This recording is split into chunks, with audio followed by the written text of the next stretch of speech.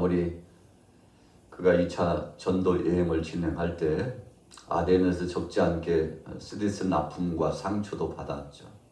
목회하는데 적지 않게 굉장히 힘들었습니다.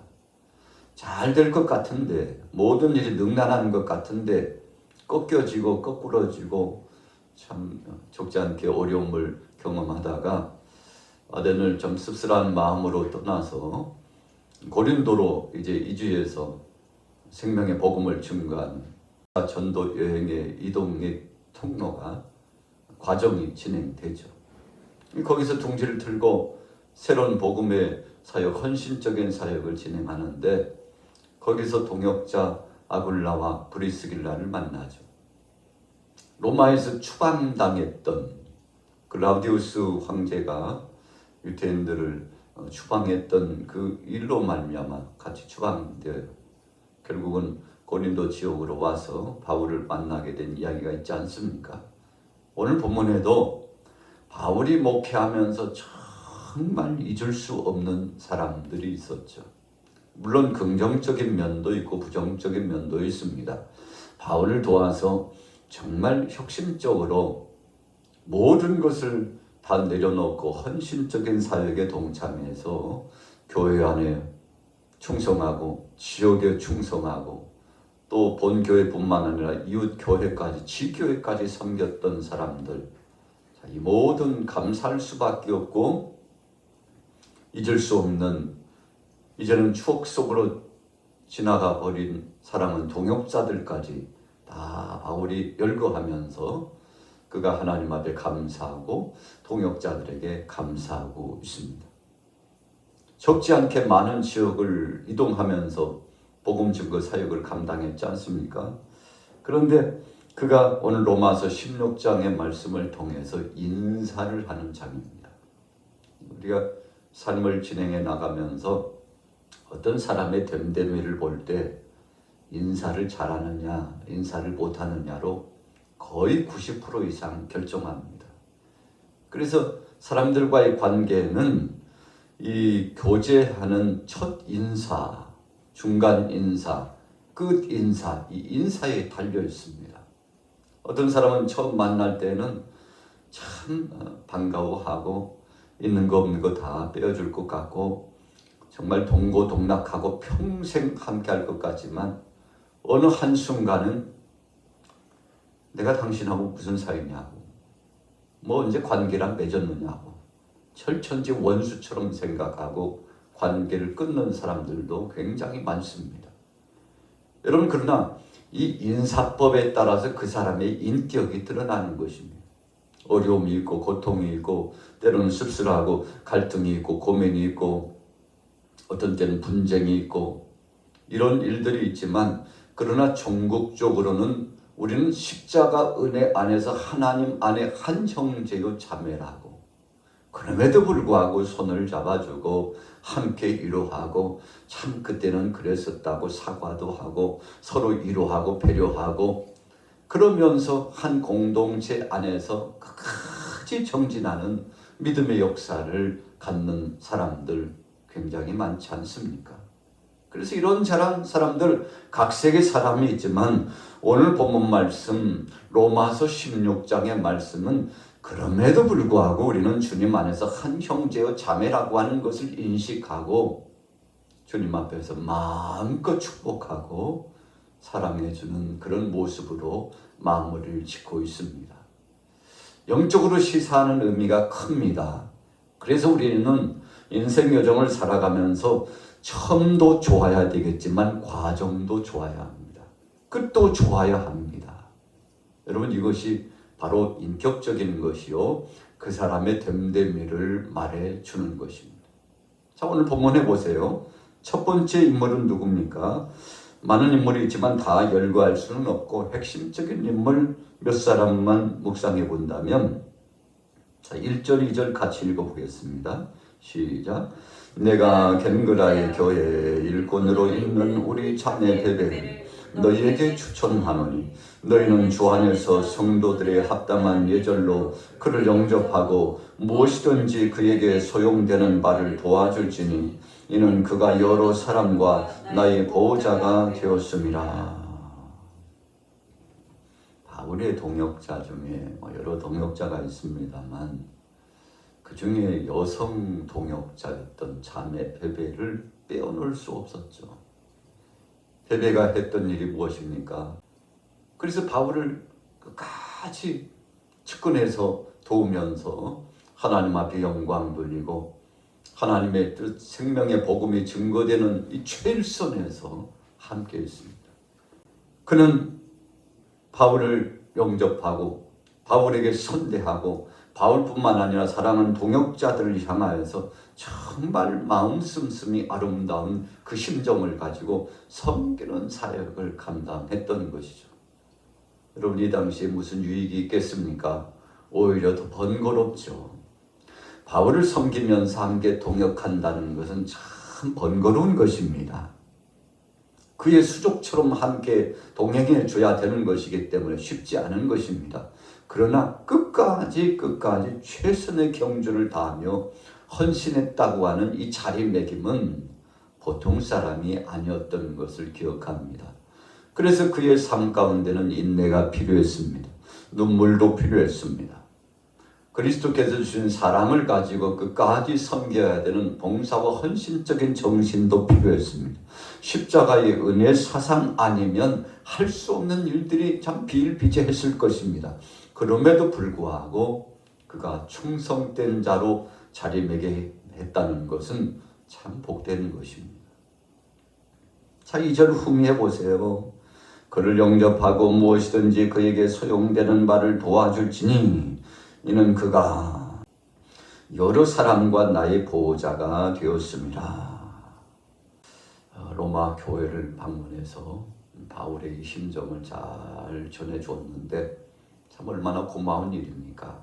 마침내 로마까지 가서 사랑하는 형제 자매들에게 이 고린도의 형편과 상황, 그리고 바울의 사역의 범주, 바울이 지금 목표하고 있는 것은 한 번도 만나지 못한 당신들이지만 여기 와서 복음의 씨를 뿌리지 않고 흔적은 없었지만 그러나 소리 소문을 듣고 얼마나 기묘하고 중요하게 생각하고 그리고 애착을 갖고 믿음으로 준비하고 있는지 언젠가는 당신들을 만나게 될 것이라고 하는 이 소식을 전해주는 거잖아요.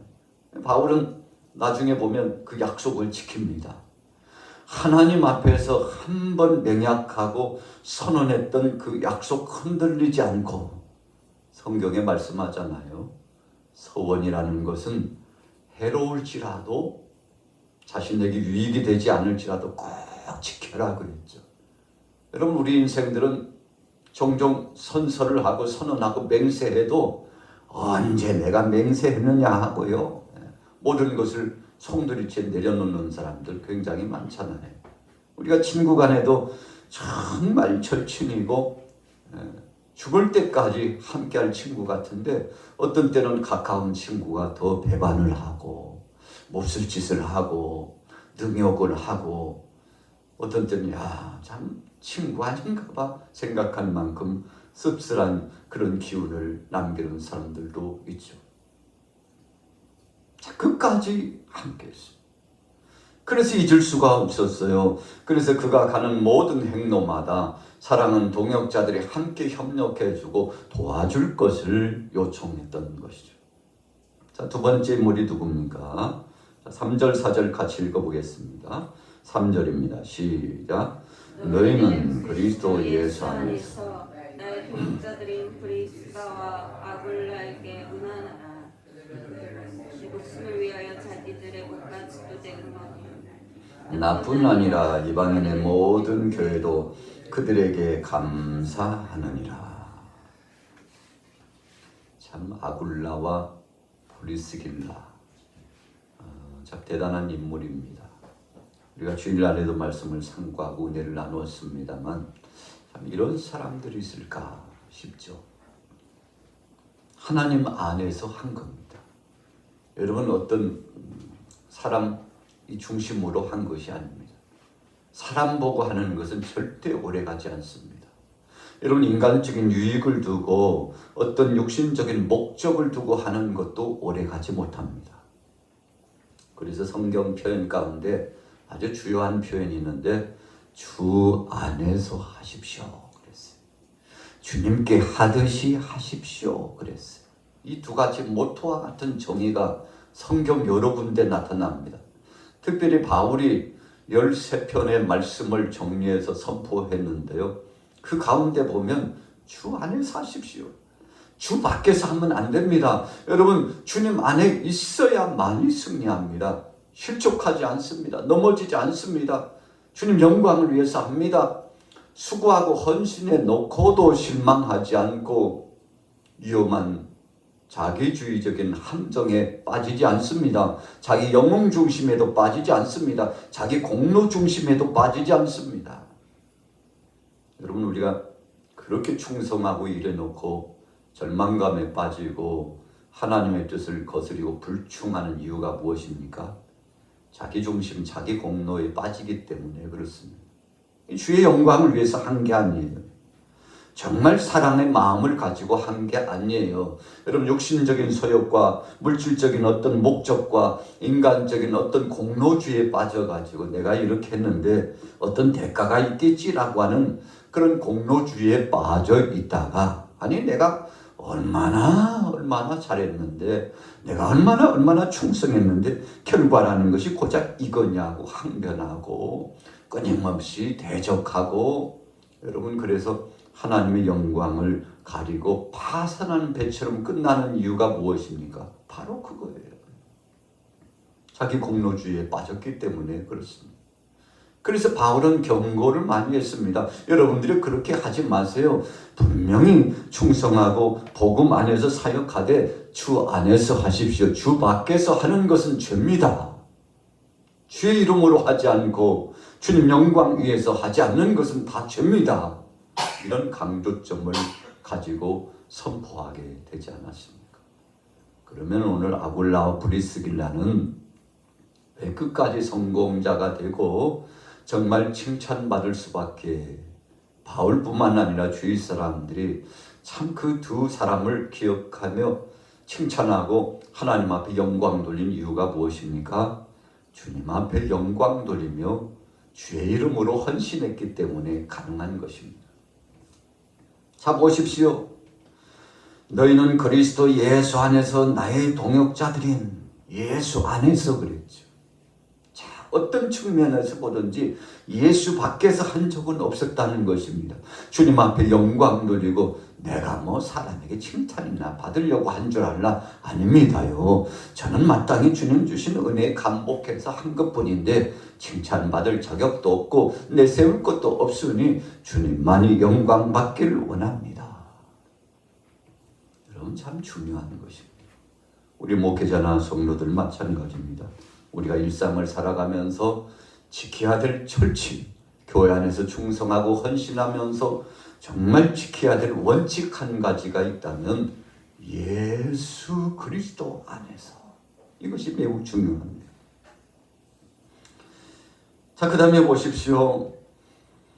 4절에 그들은 내 목숨을 위하여 자기들의 목까지도 내어놓았나니 나뿐 아니라 이방인의 모든 교회도 그들에게 감사하느니라. 또 저희 집에 있는 교회에도 문안하라. 내가 사랑하는 에베노도에게 문안하라. 여러분, 한 사람뿐만 아니라 주위 모든 사람들에게 칭찬받는다는 것은 참 복된 것입니다. 여러분, 그래서 몇몇 사람들에게 인정받을 수 있는 거 어찌 보면 쉬울 수 있죠. 그러나 모든 사람들에게 인정받는다는 것은 결코 쉽지 않지만 그런 사역을 감당했다는 것입니다. 자, 16절로 넘어가 봅니다. 너희가 거룩하게 입맞춤으로 서로 문안하라. 그리스도의 모든 교회가 다 너희에게 문안하느니라. 자, 어찌 보면요, 오늘 16장 말씀의 모토와 같은 말씀입니다. 그런 사람에게도 맞춤을 하고 껴안고 손을 맞잡아주고 인사를 건네시구려, 그런 뜻이에요. 정말 어찌 보면 관계가 깨진 것 같은 사람, 그러나 그러지 말라는 것입니다. 주님 안에서는 그런 자 없다는 것입니다. 여러분, 그래서 주님 안에서 서로 교제를 하고 사랑을 나누고 떡을 떼고 이런 것은 참 복된 것인데 정말 그럴 사람이 있느냐?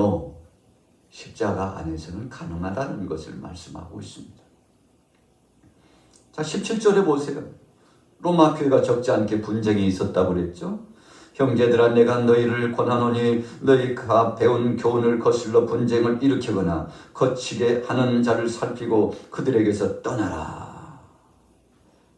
분쟁을 일삼는 사람이 분명히 있습니다. 여러분, 그래서 모든 문제의 원인은 거기서 시작되는 겁니다.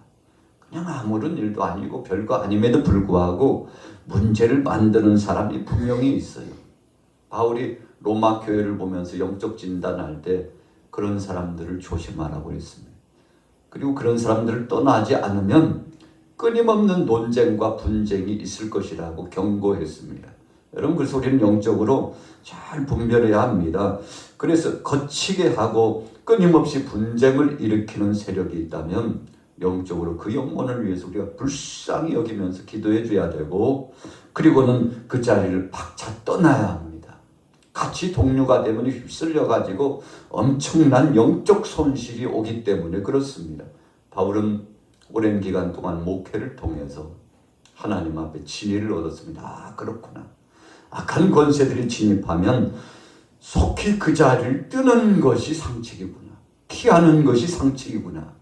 하나님의 영광을 위하여 영적 분별하면서 그가 총진군했던 것을 보게 되는 것이죠. 자, 보십시오. 19절에 결론납니다. 같이 읽어보겠습니다. 19절 시작. 너희의 순종함이 모든 사람에게 들리는지라. 그러므로 내가 너희로 말미암아 기뻐하노니 너희가 선한 데 지혜롭고 악한 데 미련하기를 원하노라. 여러분, 선한 데 지혜롭고 악한 데는 미련하라.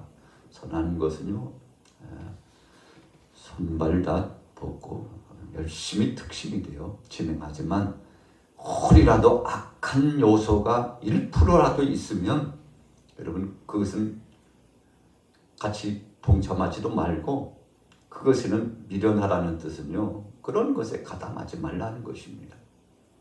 여러분, 그래서 관심 갖지 말라는 거죠. 둔감하라는 것입니다. 우리가 세상 소리에 너무 민감하면 괴롭습니다. 여기저기서 들려오는 그 소리, 이거 다 마음에 두고 있으면 하루도 못 살아요.